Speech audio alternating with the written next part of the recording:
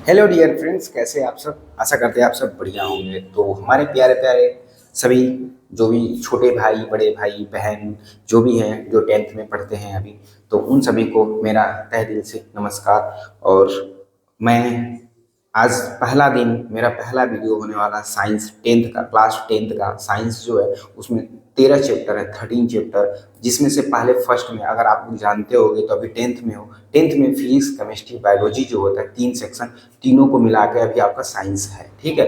अब जब 11th में आप जाओगे तो 11th में आपको फिजिक्स, केमिस्ट्री, बायोलॉजी का तीनों तीन विषय होगा, अलग से पढ़ना पड़ेगा। लेकिन अभी आप सिर्फ साइंस को एक ही में पढ़ने वाले हो। इसमें पहला जो चैप्टर है केमिकल रिएक्शन एंड इक्वेशन, तो आपको पहले केमिस्ट्री का पहला चैप्टर है कि कैसे कोई जो केमिस्ट्री होता है उसमें रिएक्शन कैसे होता है। ठीक है। जैसे अगर हम बात करते हैं H+Cl इजकल टू HCl, इसको बोलते हैं हाइड्रोजन।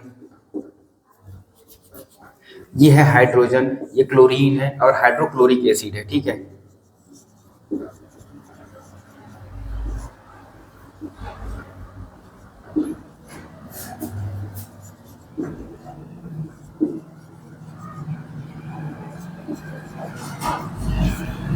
यहाँ पे जो है, यहाँ पे एसिड, बेस और साल्ट, ठीक है, इस तरह से चीजें बनाई जाती है। जैसे एसिड है, ठीक है, बेस में मिला के यहाँ पे कोई साल्ट बनाया जाता है। ठीक है। और यहाँ पे हाइड्रोक्लोरिक एसिड होता है, तो ये सॉल्ट नहीं है। ठीक है। ये हमारे यहाँ पे क्या है, एक बहुत स्ट्रॉन्ग एसिड है। ठीक है। बिल्कुल स्ट्रॉन्ग एसिड है। तो इस तरह की चीजें जो यहाँ पे रिएक्शन हो रहा है, अभी तो मैंने बिल्कुल शॉर्ट फॉर्म में ऐसे बता दिया। ठीक है। बट डिटेल में ये सब चीजें पढ़ाएंगे, रिएक्शन बताएंगे क्या है क्या कैसे। जैसे कि आप पीरियोडिक टेबल में hydrogen, helium, lithium, beryllium, boron, carbon, nitrogen, oxygen, fluorine, neon, sodium, magnesium, aluminium, silicon, phosphorus, sulphur, chlorine, argon, potassium, calcium, scandium, titanium, vanadium, chromium, manganese, iron, copper, zinc. तो जिंक मतलब 30 पूरे होते हैं। ठीक है।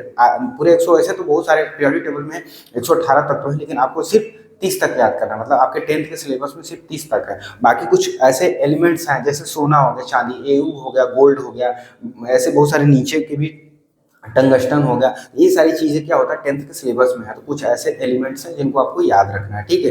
लेकिन bye by the way वैसे 30 आपको याद करना है टेंथ के लिए। ठीक है। तो अभी बिल्कुल आज का पहला चैप्टर है, तो बहुत ज्यादा इधर उधर का नहीं बताएंगे, बस चैप्टर में क्या क्या पढ़ना है पहले भी बता देते हैं, और धीरे धीरे करके एक एक बाई करके पढ़ाएंगे। आप कमेंट में, अगर आप जो भी वीडियो, जो लोग देख रहे होंगे, जो भी मेरे छोटे भाई बहन देख रहे होंगे वीडियो, आप लोग प्लीज कमेंट में बढ़िया से बताइएगा कि आपको क्या दिक्कत आती है साइंस में या इस चैप्टर में। मैं उसका सोल्यूशन नेक्स्ट जो वीडियो बनाऊंगा उसमें लाऊंगा। ठीक है। पूरी कोशिश रहे, क्योंकि मैंने अभी नया चैनल बनाया है, ये नव्या कोचिंग सेंटर। इसमें मैं 1 से लेकर 10 तक का पढ़ाने का सोचा हूँ। अभी टेंथ का साइंस पढ़ाऊंगा, उसके बाद फिर मैं मैथ और बाकी जो भी अदर 9th 7th के रहेंगे, जो भी रहेगा, साइंस, मैथ, हिंदी, इंग्लिश जो भी होगा सब पढ़ाएंगे। ठीक है। लेकिन वीडियो पहले अभी स्टार्टिंग से शुरू करते हैं। ठीक है। तो चलिए आइए शुरू करते हैं।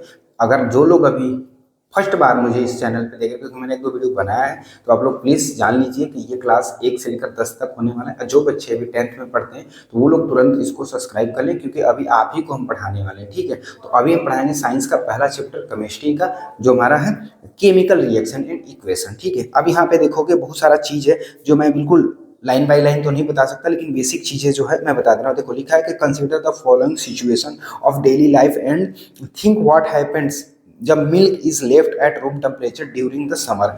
मतलब यहाँ पे बोल रहा है जो मिल्क होता है, ठीक है, वो यहाँ पे बोल रहा है कि लेफ्ट करते हैं रूम टेम्परेचर। रूम टेम्परेचर जो होता है वो लगभग 25 से 26 डिग्री सेल्सियस मानी जाती है। ठीक है। फिर लिखा है एन आयन तवा plan nail it left expose in the humid atmosphere. फिर लिखा है ग्रेप्स गेट फर्मेंटेड, जो अंगूर होता है उसमें फर्मेंटेशन जो होता है उसके बारे में बोल रहा है। इसके बाद बोला फूड इज कुक, खाना कैसे पकता है, बनता है। ठीक है। फिर food get digest in our body, भोजन जो होता है हमारे पेट में पचता कैसे है। फिर वी रिपेयर्स, हम कैसे किसी चीज़ को इन्वॉल्व करते हैं, अपने लाइफ को कैसे ग्रो करते हैं, जो भी चीज़ है रिएक्शन के माध्यम से, उनके बारे में यहाँ पे हम लोग जानेंगे। ठीक है। यहाँ पे बहुत सारे देखो इक्वेशंस दिए हुए हैं, लेकिन वो चीज़ें हमारे क्लास में थोड़ा बेसिक जब टाइम रहता है तो टीचर बताता है। अभी बिल्कुल आते केमिकल इक्वेशन के बारे में। यहाँ पे लिखा हुआ है कि एक सिंपल सा है जो फर्स्ट इक्वेशन इस वीडियो में हम लोग बात करने, लिखा है मैग्नीशियम जो होता है और ऑक्सीजन होता है वो रिएक्टेंट होता है, इन दोनों को मिला के मैग्नीशियम ऑक्साइड प्रोडक्ट बनाते हैं। ठीक है। तो पहला हम प्रोडक्ट जो है हमारे चैप्टर के हिसाब से मैग्नीशियम और हमारा ऑक्साइड है। ठीक है। तो मैग्नीशियम ऑक्साइड जो होता है, ठीक है, इन चीज को मैग्नीशियम ऑक्साइड बनाता है रिएक्शन में। तो हम लोग यहाँ पे पढ़ते हैं। देखिए यहाँ पे लिखा हुआ है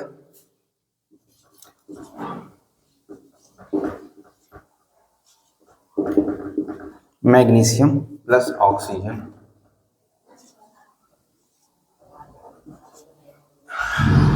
रिएक्टेंट है इसको बोलते हैं, पहला वाला जो होता है, ठीक है।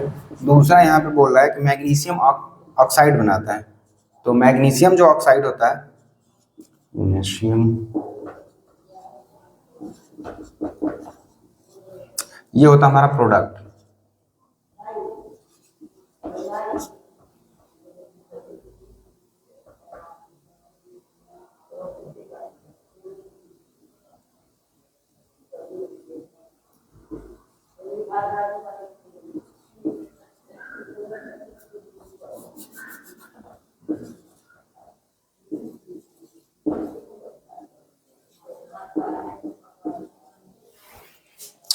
चलिए आइए आज मेन टॉपिक, एक ही टॉपिक पे पहले बात करते हैं। यहाँ पे मैग्नीशियम है, मैग्नीशियम में क्या होता है, यहाँ पे Mg जो होता है, ठीक है, उसको हम लोग मैग्नीज बोलते हैं या मैग्नीशियम, वो ठीक ठीक। इसके बाद ऑक्सीजन को बोलते हैं O2। यहाँ पे देखोगे Mg और O2, ठीक है, Mg प्लस O2 मैग्नीशियम, इसको बोलते हैं रिएक्टेंट, ये हमारा क्रिया करेगा, ठीक है, मैग्नीशियम ऑक्साइड यहाँ पे बनाएगा। मैग्नीशियम ऑक्साइड जो होता है, मैग्नीशियम का मतलब M, ठीक है, G और O, ठीक है, तो यहाँ पे MgO बनाएगा, MgO2 से MgO बनाएगा, मैग्नीशियम ऑक्साइड, ठीक है। ये हमारा दोनों रिएक्शन करेगा और यहाँ पे प्रोडक्ट बनाएगा। यहाँ पे हम लोग क्या करेंगे, Mg लेंगे और O2 लेंगे, ठीक है, इन दोनों जब बीकर को ले लेते हैं, ठीक है, ऐसे बीकर में ले लेंगे, फिर ये क्या होगा, रिएक्शन करके यहाँ पे जब देखोगे तो आप बनाएगा MgO, ठीक है, मैग्नीशियम ऑक्साइड, ये बन जाता है, दोनों को मिक्स करते हैं, तो ये हमारा हो गया रिएक्टेंट, ये दोनों लेके और यहाँ पे हो रहा है प्रोडक्ट बना रहा है, ये हो गया हमारा केमिकल रिएक्शन। तो जो हम अभी चैप्टर में पढ़ने वाले थे वो यही है, केमिकल इक्वेशन के तौर पे ये, ठीक है। अभी यहाँ पे देखिए लिखा भी है, यहाँ पे क्या है, द सबस्टांस अंडर, यहाँ पे शुरू से मैं पढ़ के सुनाता हूँ, इसमें क्या बोल रहा है कि when a magnesium ribbon is the burned in oxygen it get converted to magnesium oxide, ठीक है। The description of the chemical reaction in a sentence of the quite long, it can be written in short form. The simplest way to do this to write in this format of the words equations. The substance that undergoes chemical change reaction, magnesium and oxygen are the reactant, and new substance is magnesium oxide formed during the reaction, ठीक है। The words equation shows change to react to product through an arrows placed between them. The reactant are written in left hand LHS and right hand plus between right. Similar product are the written on the left hand RHS and plug in the right side. Then arrow pointed toward the product and show the direction of the reaction, ठीक है। तो ये चीजें हमें बता रहा है MgO2 MgO। देखिए आप थोड़ा सा जो चीज़ है बेसिक होता है, क्योंकि हम 10th में पढ़ते हैं और मैंने क्लास में जो पढ़ाता था तो बहुत सारे बच्चों का होता था कि सर ये जो मैग्नीशियम होता है ये क्या होता है, ऑक्सीजन क्या होता है, यहाँ पे O2 क्यों लिखे हैं, यहाँ पे एक ही O क्यों लिखे हैं, Mg, तो उन सब के बारे में थोड़ा सा बेसिक समझते हैं, क्योंकि हमने जो पढ़ाई किया था 11th-12th में, सबसे अच्छा पढ़ाई किया था एलन कोटा राजस्थान जाके नीट की तैयारी किया था, तभी जाके मैंने 11th और 12th वहीं से पढ़ा था। तो 11th-12th में क्या होता है, वहाँ पे थोड़ा सा अच्छे से पढ़ाया जाता है, बेसिक हम लोग का पढ़ने में पहले से हम लोग ठीक ठाक थे, तो बेसिक चीज़ें हम लोग को ऑलरेडी समझ में आता था, लेकिन वहाँ पे जाने के बाद थोड़ा अच्छे से और समझाएगा, ठीक है। अभी आप लोग क्या है कि 10th में हैं तो बेसिक चीज़ें भी आपको नहीं पता होगी, तो आइए एक एक करके जानते हैं। इस एरो के बारे में पहले जानते हैं। एरो का मतलब क्या होता है, एक ऐसे पाई खींचना है, ठीक है, और एक इधर का निशान देना और एक इधर का निशान देना, ऐसे इतना बड़ा तीर, ठीक है। लेकिन अब इस तीर में भी ना तो 3 तीर होता है, ठीक है, क्योंकि तीरों के बारे में बता देते हैं हमारे केमिस्ट्री में। अगर आप ऐसे एक तीर खींचते हो, ठीक है, और एक तीर ऐसे खींचते हो, मतलब कोई भी चीज इधर जा रहा है और घूम के फिर इधर आ भी रहा है, मतलब ये आने जाने का रास्ता दोनों तरफ हो गया, ठीक है। अगर कोई एरो इधर जा रहा है, इसका मतलब जो भी चीज है एक तरफ से तीर की तरह जा रहा है। अगर यहाँ पे इधर कोई प्रोडक्ट बन रहा है, कुल मिला के किसी को तीर मारना, मार दिए तो सीधे धड़ाम से काम खत्म इंसान का, तो वो इस तरह का चीजें रिएक्शन कर रहा है। लेकिन अगर ये तीर जो है इधर भी बना दिया, इसका मतलब ये चीज उधर जा भी आ रहा है। यहाँ पे जैसे होता है कि कोई चीज आ रहा है जा रहा है, उसी तरह से हो गया कि इधर जा भी रहा आ भी रहा, मतलब ये प्रोडक्ट भी बन सकता है। और इसका एग्जाम्पल के तौर पर जैसे आप दूध से दही बनाते हो, तो दूध से दही जो होता है, दही तो बन गया, उसके बाद क्या होता है, अब वो घी बनेगा, लेकिन कभी फिर दूध नहीं बन सकता। तो ये होता है एरोज, ऐसे रिएक्शन का प्रोडक्ट बनता है। लेकिन कुछ ऐसे रिएक्शंस होते हैं जो हमारे लाइफ में बनता है, बिगड़ता है, जैसे जल का H2O होता है, ठीक है। फार्मूला जो होता है आप लोग याद रखिएगा, बेसिक फार्मूला जल का H2O होता है। H2O जो होता है हाइड्रोजन ऑक्साइड। तो ये जो जल होता है इसमें क्या होता है, इसमें तीन तरह के भौतिक गुण होता है इसका। ये जल जो होता है वो ठोस होता है, द्रव होता है और गैस होता है। ठीक है, ये सॉलिड, लिक्विड और गैस तीनों स्टेट में फॉर्मेट में पाया जाता है H2O। ठीक है, कैसे ठोस में कैसे पाया जाएगा? ठोस में हमारा होता है बर्फ।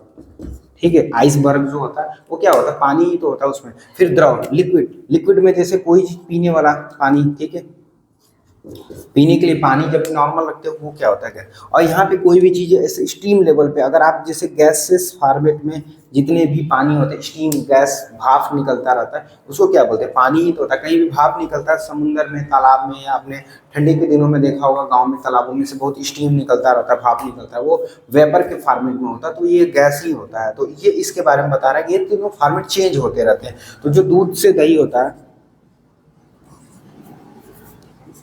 दूध से दही, ठीक है, ये कुछ ऐसे रहेगा। लेकिन अगर ठोस से यहाँ पे बनाएंगे तो कुछ ऐसे तीर लगाए, ठोस से गैस, मतलब हम ठोस से गैस में, गैस से ठोस में कन्वर्ट कर सकते हैं। ठीक है, ये इस रिएक्शन का मतलब होता है। अब आते हैं ऑक्सीजन ये सब के बारे में। ठीक है, तो मैं थोड़ा सा इसको रब कर देता हूँ। ठीक है,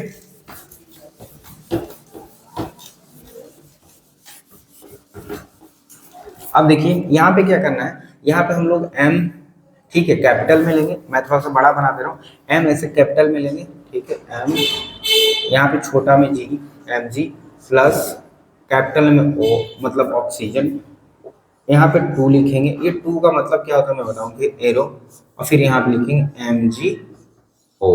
ठीक है, तो ये जो होगा छोटा जी रहेगा, लेकिन O और G बड़ा रहेगा। ठीक है, अब इसमें क्या करना है, इसमें देखो आप पढ़ोगे ऐसे, hydrogen, helium, lithium, beryllium, boron, carbon, nitrogen, oxygen, fluorine, neon. ठीक है, नियान के बाद क्या आता है यहाँ पे? Sodium, magnesium, aluminium, silicon, phosphorus, sulphur, chlorine, argon. ठीक है, ये 18 तत्व होता है, ये यहाँ पे 10 होता है। ये एक आप पढ़ोगे ना इस तरह से, एक अक्रिय गैस पढ़ा, इनर्ट गैस बोलते हैं। ठीक है, जैसे नियान होता है, इसमें ऑप्टिक ऑर्बिटल जो होता है 2 और 8 होता है, 2 इसमें 8 8 होता है। ठीक है, तो आपका जो मैग्नीशियम यहाँ पे 12 नंबर पे आता है। ठीक है, और ऑक्सीजन जो आता है यहाँ पे, यहाँ से गिनोगे ना, 1 2 3 4 5 6 7 और ऑक्सीजन 8। ठीक है, तो 8 पे ऑक्सीजन आ गया और मैग्नीशियम 12 पे आ गया। ठीक है, अब इसमें क्या है, मैग्नीशियम जो 12 नंबर पे है, मैग्नीशियम बोलते हैं ऑक्सीजन। इस तरह से पीरियोडिक टेबल ये जो है आपको टोटल आपको याद करने पड़ेगा। टोटल यहाँ पे 18 है, यहाँ पे 30 तक होता है। ठीक है, आर्गान के बाद फिर यहाँ पे आ जाओगे, फिर ठीक है, यहाँ पे आ जाएगा आपका potassium, calcium, scandium, titanium, vanadium, chromium. इस तरह से करते करते यहाँ पे लास्ट में क्या आएगा, जिंक। जिंक का परमाणु क्रमांक जो होता है वो 30 होता है। ठीक है, इसी तरह से इसका हाइड्रोजन, ये सब एटॉमिक वेट भी होता है। जैसे 1 हो गया, इसका 4 होगा, इसका 5 होगा, 6 8 10 12 ऐसे। 8 का ऑक्सीजन का 8 ना 16, जस्ट डबल लगभग सबका होता है। इसका एटॉमिक वेट जो होता है वो 16 होता है, इसका 10 होता है, 20 होता है। ठीक है, ऐसे इसका इसका होता है 39.1 होता है। ठीक है, कैल्शियम का 40 होता है। ठीक है, तो इस तरह से एटॉमिक वेट भी सबका होता है। इसका जैसे हमारा यहाँ पे देखिए 18 है, 19 20, तो 20 का कितना हो गया, डबल 40 हो गया। ठीक है, ये चीजें हो गई इस तरह से। अब ये आपको याद करना पड़ेगा 10th के सिलेबस में, आपको परमाणु क्रमांक याद करना पड़ेगा 30 तक, परमाणु भार याद करना पड़ेगा 30 तक। इसके बाद ऑक्सीजन, मैग्नीशियम क्या है उनके बारे में एक एक करके धीरे धीरे सब पढ़ना पड़ेगा। इस वीडियो में ज़्यादा नहीं कहेंगे, जितना था इतना बता दिया। अगर आपको कुछ ना समझ में आए तो कमेंट में जरूर पूछिएगा। Thank you so much.